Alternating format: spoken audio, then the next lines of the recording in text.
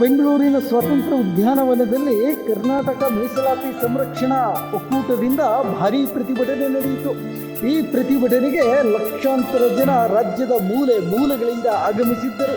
ಇನ್ನು ಈ ಪ್ರತಿಭಟನೆಗೆ ಶ್ರೀ ಸರ್ದಾರ್ ಸೇವಾಲಾಲ್ ಮಹಾಸ್ವಾಮಿಗಳು ಹಾಗೂ ಶ್ರೀ ಜಗದ್ಗುರು ಸಿದ್ದರಾಮೇಶ್ವರ ಮಹಾಸ್ವಾಮಿಗಳು ಮುಂದಾಳತ್ವ ವಹಿಸಿಕೊಂಡಿದ್ದರೆ, ಮಾಜಿ ಸಚಿವರು ಅರವಿಂದ್ ಲಿಂಬಾವಳಿ, ಕರ್ನಾಟಕ ತಾಂಡ ಅಭಿವೃದ್ಧಿ ನಿಗಮದ ಅಧ್ಯಕ್ಷರು ಜಯದೇವ್ ನಾಯಕ್, ಕರ್ನಾಟಕ ಭೋವಿ ಅಭಿವೃದ್ಧಿ ನಿಗಮದ ಅಧ್ಯಕ್ಷರಾದ ರಾಮಣ್ಣ ಭೋವಿ ಸೇರಿದಂತೆ ಹಲವು ನಾಯಕರು ವೇದಿಕೆಗೆ ಸಾಕ್ಷಿಯಾಗಿದ್ದರು. ಇನ್ನು ಸ್ವಾಮಿಗಳು ಕಲ್ಲು ಕಟ್ಟುವ ಮೂಲಕ ವಿಭಿನ್ನವಾಗಿ ಸರ್ಕಾರಕ್ಕೆ ಬಿಸಿ ಮುಟ್ಟಿಸಿದರು.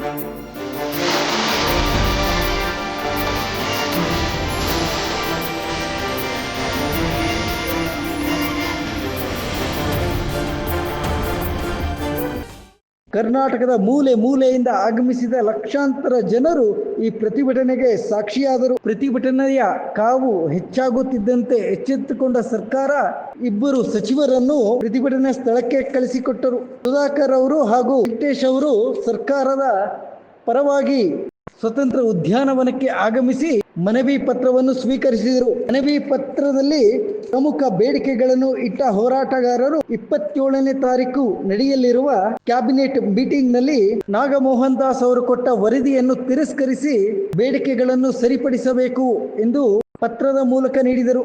ಈ ಪತ್ರವನ್ನು ಸ್ವೀಕರಿಸಿದ ಸರ್ಕಾರದ ಪ್ರತಿನಿಧಿಗಳು ಆದಷ್ಟು ಬೇಗ ಮುಖ್ಯಮಂತ್ರಿಗಳಿಗೆ ಈ ವಿಚಾರವನ್ನು ಮುಟ್ಟಿಸುತ್ತೇವೆ ಎಂದು ಆಶ್ವಾಸನೆ ನೀಡಿದರು. ಬೇಡಿಕೆ ಕೊಟ್ಟಿದ್ದಾರೆ, ಏನು ಹೇಳ್ತೀರಾ? ಹೇಳಿದ್ನಲ್ಲ, ಅದೇ ಹೇಳಿದ್ನಲ್ರಿ ಅಲ್ಲ, ಅದೇ ಇನ್ನೇನು ಹೇಳ್ತೀವಿ. ತುಂಬಾ ಜನ ನಿರೀಕ್ಷೆ ಇಟ್ಕೊಂಡಿದ್ದಾರೆ. ಹೌದಪ್ಪ, ಅವ್ರು ಏನು ಹೇಳಿದ್ರೆ ಅದನ್ನು ಹೇಳ್ತೀವಿ, ಸರ್ಕಾರದಲ್ಲಿ ಮಾತಾಡ್ತೀವಿ. ಇನ್ನಷ್ಟು ಹೆಚ್ಚಿನ ಮಾಹಿತಿಗಾಗಿ ಫಾಲೋ ಮಾಡಿ ಬ್ರಿಗೇಡ್ ನ್ಯೂಸ್ ಕನ್ನಡ.